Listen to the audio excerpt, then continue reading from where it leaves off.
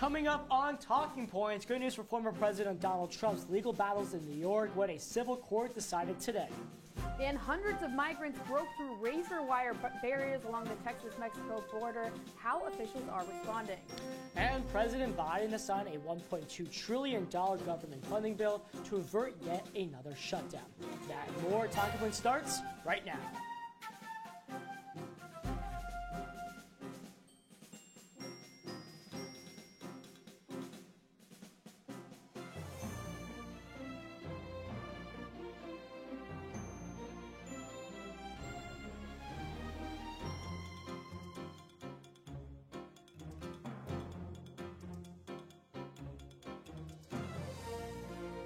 Former President Donald Trump's hush money trial was supposed to happen earlier today, but instead his lawyers got the chance to argue for postponement and even a dismissal of the charges. Welcome to Talking Points tonight. I'm Benjamin Schiller. And I'm Olivia Maniscalco. Judge Juan Merchant held a pre-trial hearing in New York today to discuss the issues that led to the delay of trial related to hush money payments until at least the middle of next month. Trump is charged with 34 counts of falsifying business documents related to the repayment of Michael Cohen for hush money payments made before the 2016 election. These payments were to cover up an alleged affair with adult film star Stormy Daniels. Trump's trial is expected to begin with jury selection on April 15th. It would be the first of Trump's 4 criminal trials to begin and potentially the only one that would occur before the November election. Now, the former president has faced an increasingly high amount of legal fees during this election cycle, the highest one initially nearly $460 million. But a new deal today lowered that sum of cash, plus a company merger may be reeling in billions for Trump. Talking Points analyst Alex Burstein dives more into this. Alex, what is actually going on with Trump's finances? Yeah, Ben, lots is going on with Trump's finances. The man who Forbes says is one of the top 1,300 richest people in the world could be getting a lot richer. Friday, a major merger was struck between Digital World Acquisition Corp and Trump's Media Group. The company will now be called Trump Media and Technology Group Corp, and for our market shares viewers, that will be DJT in your stock ticker. The stock did drop more than 13% after the merger on Friday, but let's dive a little deeper into what these two companies are. Trump's media company is mainly made up of Truth Social, Trump's anti-big tech social media company.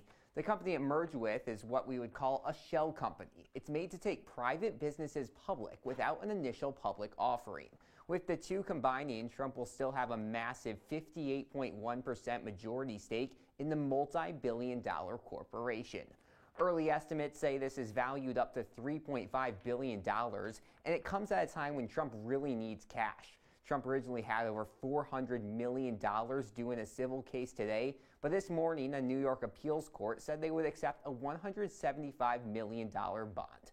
The former president now has time to appeal the $454 million judgment. Trump has 10 days to pay the $175 million. He said he would do that after the ruling this morning. So I greatly respect the decision of the appellate division, and I'll post either $175 million in cash or bonds or security or whatever is necessary very quickly within the 10 days. And I thank the appellate division for acting quickly. Alex, let's actually dive deeper into the finances here. How quickly is this merger money going to get to Trump, and wouldn't it take a few months even to get to his wallet? Yeah, so this money, the billions of dollars, was not going to be able to help him in this current civil case. It most likely will take at least 6 months if he wants to sell any of his stocks. That's because when these major mergers happen, they do sort of lockdown to avoid any market manipulation or big swings in the stocks. So it's going to take a while for Trump to get the money. And this is a lot of money that we're talking about. What happens if Trump misses any of these payments? Yeah, it's a little unclear. New York Attorney General Letitia James is ready to seize some of his properties. He has billions of dollars of his net worth wrapped up in assets around New York, Mar-a-Lago, golf courses around the world. You see on your screen right now, $690 million in New York City assets. The Attorney General is ready to seize some of those assets before he got the lifeline today. And Trump spoke to the media earlier today. Alex, what can we take away from what he said earlier? Yeah, it was mainly he was just really angry at the judge, and originally in this case, Arthur Engoron, who has kept this case going. He was the one who laid down the over $400 million judgment for Trump, and he just does not think it's fair that this was happening during the campaign. He also thinks that there should be other stuff that the New York system should be focused on. He was saying he thinks that should be focused on crime and other stuff in New York City and beyond. Alex Bernstein, thank you. A lot of Trump news today. Moving from the courtroom to the campaign trail, speculation continues about who Donald Trump will choose to be his number 2. NBC News reports that Florida Senator Marco Rubio is gaining traction in the selection process. Luke Radel is here with us now. Luke, Rubio once ran against Trump, but now he may be running with him? That's right, Ben. You never know how people are going to feel about that all-important vice presidential role. Our nation's first vice president, John Adams, said, "My country has made the most insignificant office that ever the invention of man contrived." Needless to say, that's not what Marco Rubio had to say about the job yesterday on ABC News. But you said it would be an honor to be offered a spot on his ticket. Really? Yeah, I think anyone who's offered the opportunity to serve this country as vice president should be honored by the opportunity to do it if you're in public service. I'm in the Senate because I want to serve the country. Being vice president is an important way to serve the country. The reason why I ask is, I mean, look what happened to the last guy.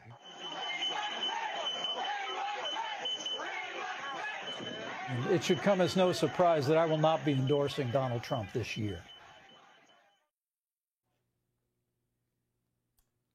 Now, guys, despite what happened to the last guy, Trump does have a lot of options as his next number 2. So we've decided to evaluate these possibilities the only way we know how during the month of March, and that is with a bracket. Take a look at this. All the potential names that Donald Trump could possibly pick.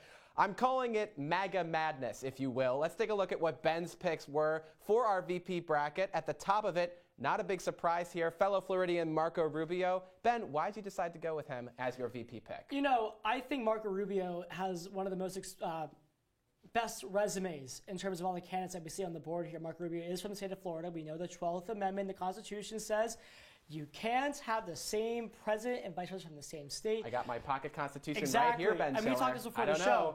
I think Marco Rubio is going to be the VP pick, and Trump, listen to this, is going to change his residency from Florida to New Jersey.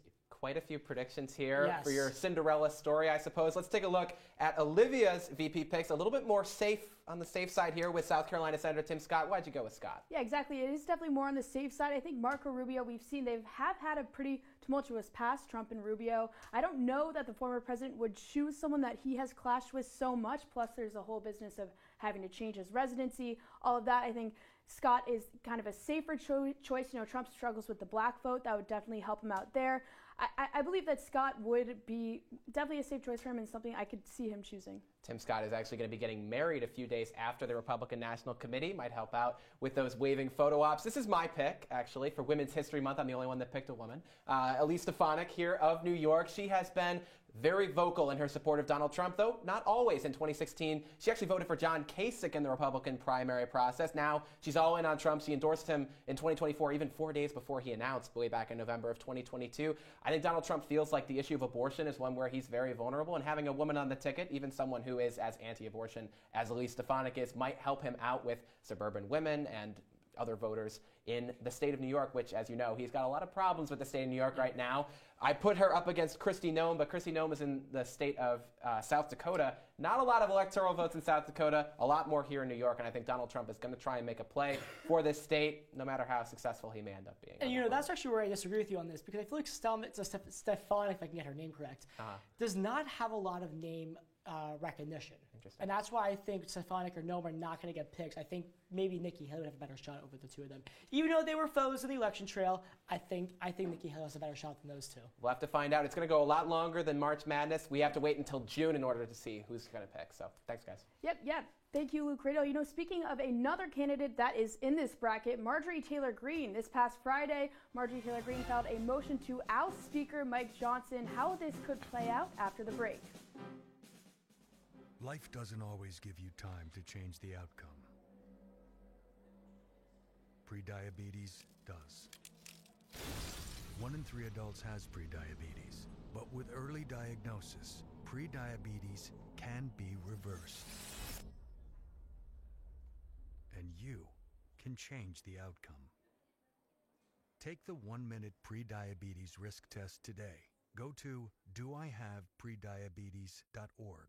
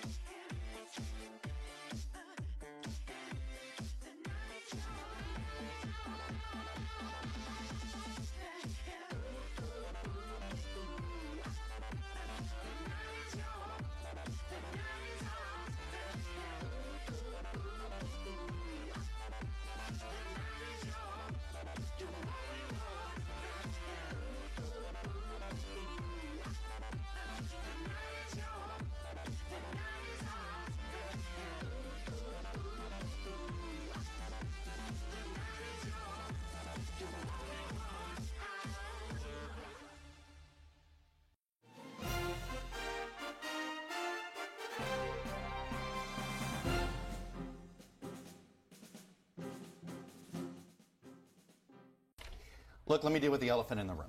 Yeah. I think our bosses owe you an apology for putting you in this situation, because I don't know what to believe. She is now a paid contributor by NBC News. So I have no idea whether any answer she gave to you was because she didn't want to mess up her contract.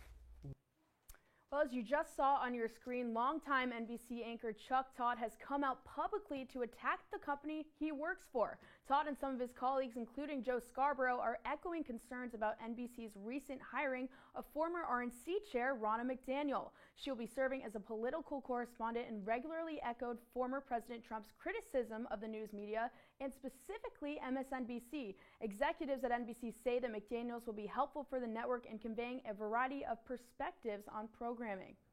From one platform you see on your TV to a platform on your phone, many Instagram users were shocked by an update released on the app yesterday. Political content from users is now being limited. With this change, you could have to go to your settings to turn the limiting feature off. This comes as Instagram announced back in February that it would no longer proactively recommend political posts. In a post to Threads, the head of Instagram, Adam Mosseri, said that the mission of this policy change is to, quote, preserve the ability for each person to choose to interact with political content while respecting each person's appetite for it.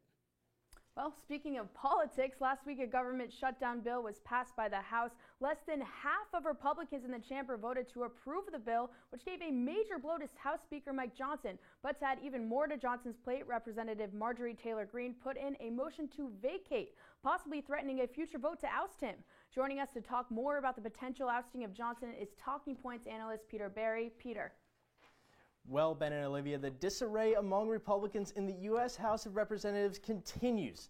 Last week, a motion was made to oust the House Speaker Mike Johnson, and 2 more House Republicans said they would leave office this spring without finishing their current terms. Months after Mike Johnson took the gavel from former Speaker Kevin McCarthy, a House member moved to give the position to someone else besides Johnson. Instead of Florida Congressman Matt Gaetz forcing the motion to vacate the Speaker's office this time around, it was Congresswoman Marjorie Taylor Greene who took this step. At the moment, it looks like Speaker Johnson will survive the challenge, but the internal Republican fights come as the House approved a $1.2 trillion spending bill to prevent a government shutdown. Yet it took the support of House Democrats to pass the bill because Speaker Johnson was unable to secure enough Republican votes to approve the measure. Former Speaker McCarthy ran into the same problem. Needing the Democrats to pass the bill working in a bipartisan manner is a grave offense to a handful of House Republicans. But don't take it from me. Let's take a listen to what former Speaker McCarthy had to say about the ongoing drama in D.C. No, I don't think Speaker Johnson's afraid at all, and I don't believe the motion will come up. Well, the motion Marjorie put in was not privileged, so it's not being called up for a vote. I don't think the Democrats will go along with this either. We're close to the election. We watched what transpired the last time. You went 3 weeks without Congress being able to act. You can't do anything if you don't have a speaker. As the Republican leadership in the House remains under pressure from its more conservative members, other House GOP members are leaving office altogether. This will further narrow the House majority down to just 1 vote. And let's actually talk about why many Republicans are leaving Congress. We should say many, but actually one or two more Republicans are leaving Congress this month and the next month. Why are these Republicans leaving Congress all of a sudden? So we've seen 4 departures willingly and 1 expulsion. So in total, that's going to be around 5 members. And most of them have been citing reasons of dysfunction and Republican infighting. But let's take a look at a report from Axios. Axios said that little laws were passed. Nearly 20 bills were signed into law, which is the most unproductive in decades. The most unproductive year in Congress compared to that was 70 to 73 laws signed into Congress. All right, now let's say Speaker Johnson is ousted. Who is next in line for the House Republicans? So we could possibly see House Majority Leader Steve Scalise take the gavel, or even House Majority Whip Tom Emmer also take the gavel. And if Elise Stefanik does not take the vice presidentship, we could also see her.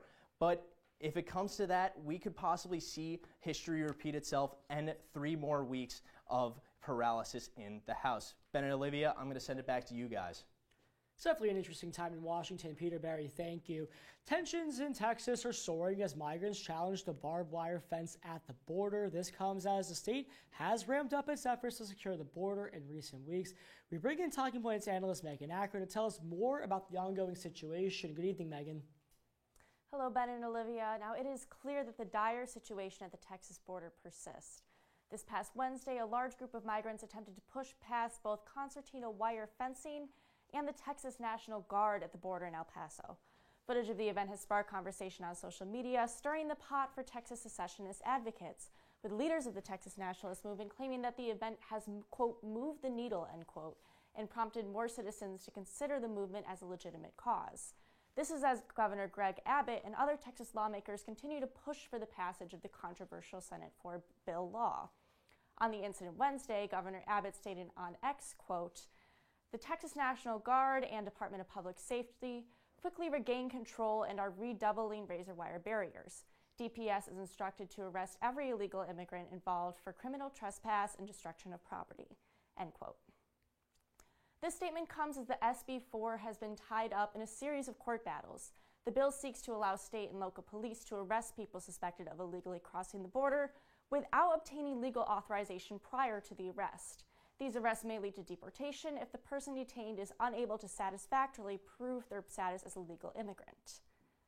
The creation of the bill was prompted by a record-breaking influx of immigration at the Texas border within the past year. Now, questions on the authority of the state of Texas to implement such a bill, as well as the concerns on the bill's impact on asylum seekers and its potential to encourage racial profiling, has prompted pushback on multiple fronts. Just yesterday, hundreds marched in Dallas to protest against the controversial bill, and on Tuesday, the Supreme Court rejected the Biden administration's request to put a hold on the law, which would prevent it from going into place as it continued to be litigated in the lower courts. However, later that day, the Fifth Circuit Court of Appeals placed a stay on the law, which prevented it from going into effect, but notably did not reject it either. The back-and-forth nature of the bill's legality has prompted confusion from local officials who have been anticipating definitive ruling for weeks. Additionally, Mexico's President Andrés Manuel López Obrador has rejected the law as draconian and stated that, quote, Mexico won't accept deportations from the Texas government.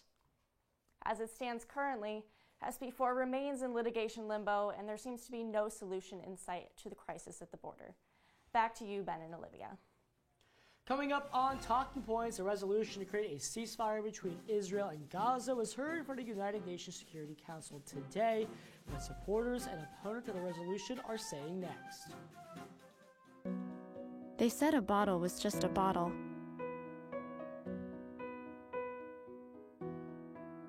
That no one would ever notice me.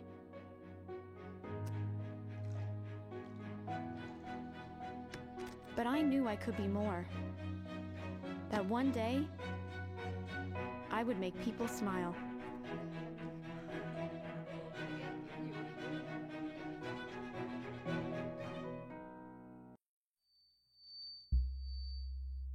Women are bad with money.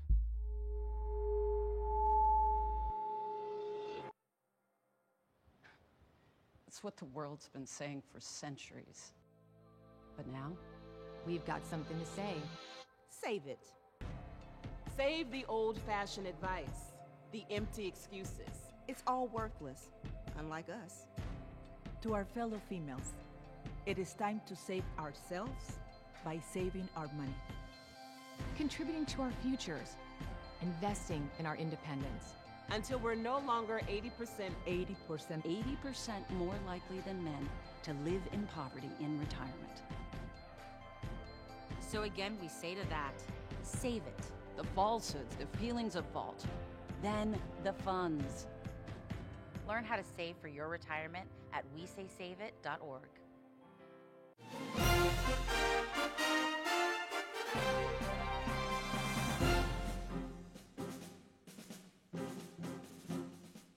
Now to some international news. The 4 suspects of a terrorist attack that killed over 100 people in Moscow appeared in Russian court last night. The men took to the courtroom in rough condition, with the first suspect charged having a black eye and bruises all over his face. The men are from Tajikistan but lived in Russia under temporary visas. ISIS has claimed responsibility for the terrorist attack and has released video of the event. However, the Kremlin is alleging that the suspects were planning to flee to Ukraine after the attack. Russian Foreign Ministry spokesperson Maria Zakharova said, quote, "Now we know in which country these bloody bastards plan to hide from persecution, Ukraine." Ukraine has denied any involvement. The United Nations Security Council voted earlier today to pass a resolution proposed that calls for an immediate ceasefire in Gaza lasting 6 weeks. The proposition protects civilians while allowing for the delivery of humanitarian assistance. But the passing of this resolution has not come without controversy. Talking Points analyst Andrea Rose Oates joins us now. So, Andy, some politicians have responded to the vetoed ceasefire and said it was a, quote, historic mistake. So what are they saying now that it was passed? Yes. Well, last week, U.S. Ambassador to the United Nations, Linda Thomas-Greenfield, was quoted saying to the National Security Council that she believes it would be a, quote, historic mistake, end quote, mainly because the resolution has promoted a lot of things such as humanitarian assistance and also having an interest of promoting or protecting civilians as well, And fast forward an entire week later, Linda now says that the latest resolution did have a lot of changes, edits, and suggestions that were mainly suggested by the United States. And last week, they were not able to mainly pass on the resolution because they didn't feel it had all the issues and topics that they agreed with. But now it's a completely different story, and the resolution has been successfully passed. Nene, let's talk about the 2 states involved in the conflict, Israel and Gaza. Yes. What are the representatives saying about the decision today? Yes, well, it's really interesting, actually. Earlier today, Israel announced that they would no longer be traveling to the United States, mainly because they were very upset about the fact that the resolution had officially been passed, and they believe that, honestly, the United States has done a lot of different motives that have been more offensive to Israel more than they have been helpful. So looking at it now, Israeli ambassador to the United Nations even criticized the Security Council for even thinking of adopting a resolution of this sort or to have a ceasefire, saying, quote, without conditioning it on the release of the hostages. Now, this is all coming after Israel agreed to a prisoner hostage deal, reportedly where it could set the release of 700 Palestinian prisoners, many of them who are facing life sentences, and others who are also captured by Hamas. So it's definitely going to be interesting to see what both Israel does, especially in the public eye, and also what happens in Gaza in the coming weeks.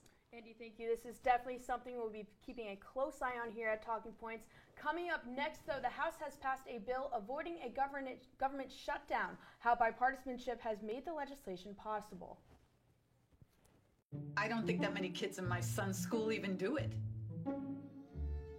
He makes fun of his friend who vapes. He would never try it.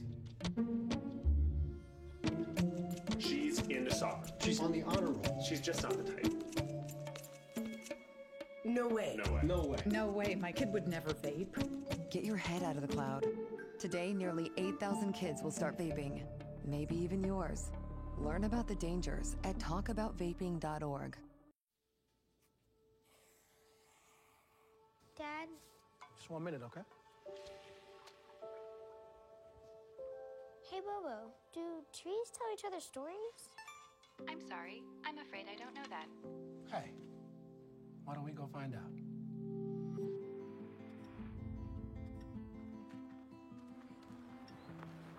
Listen. Do clouds take naps?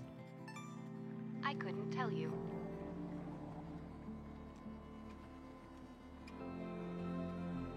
Can birds draw pictures? I don't have an answer for that. Dad, do stars visit their friends? Look!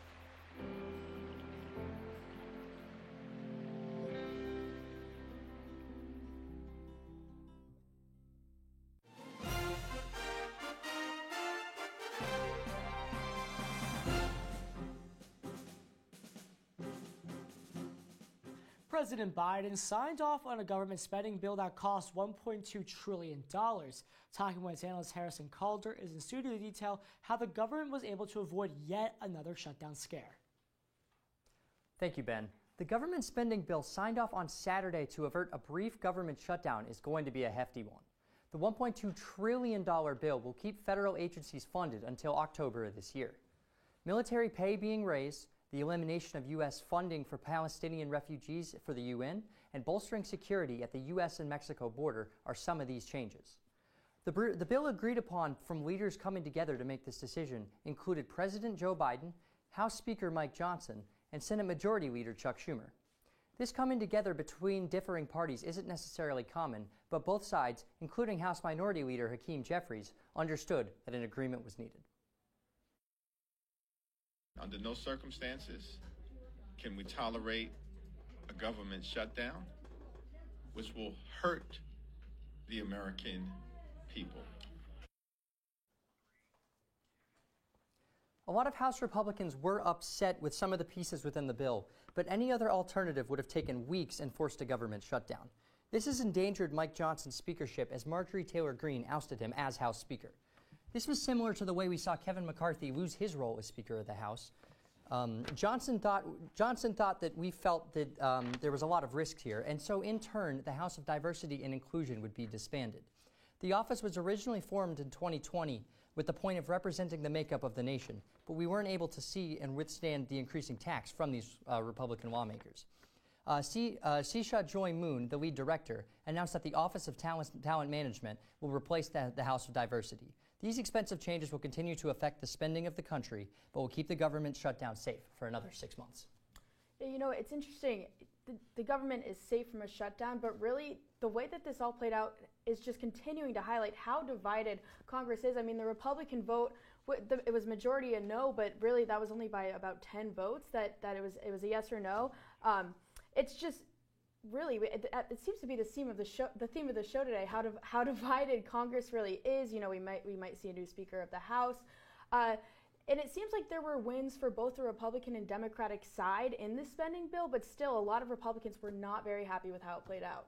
And that's the thing. Even when you get groups that can come together on a decision, nobody is still fully happy, and everyone's still finding ways to nitpick about problems and not being able to, have their side get a full victory, and it's just not pushing us where we need to be. You know what's definitely interesting? I feel like the last 3 months, especially on this show on Talking Points, we talked about shutdown, and no shutdown has actually happened. I mean, the partial shutdown only happened for about 12 hours, if I'm correct on the timing on it. It was only a short period of time, but it just shows you that everything's on thin ice right now in Washington. Yeah, there's still so much going on, and I mean, obviously with the presidential election just coming up in about 5 to 6 months, there's so many people that are just fighting for what their party can do and to get the right candidate into the presidency. Yeah, exactly. I mean, we even can see there was so many Republican candidates going against Trump for the presidency, former President Trump. Now it seems like he's probably going to take the GOP nomination. That seems to be the one thing that the Republican side can kind of agree on, is who the GOP nomination is going to be. So, we'll definitely continue to see how this is going to play out. Especially on the campaign trail. It gives Republicans and Democrats both a lot to talk about, how nothing has really been done in Congress for the last 2 years, and now they're hoping to see more changes in 2025. So Harrison Calder, thanks a lot. That's all the time we have for you on this show of Talking Points today. Be sure to follow us on Twitter and Instagram at Citrus TV News, and like us on Facebook. I'm Benjamin Schiller. And I'm Olivia Maniscalco. Have a great night, Syracuse.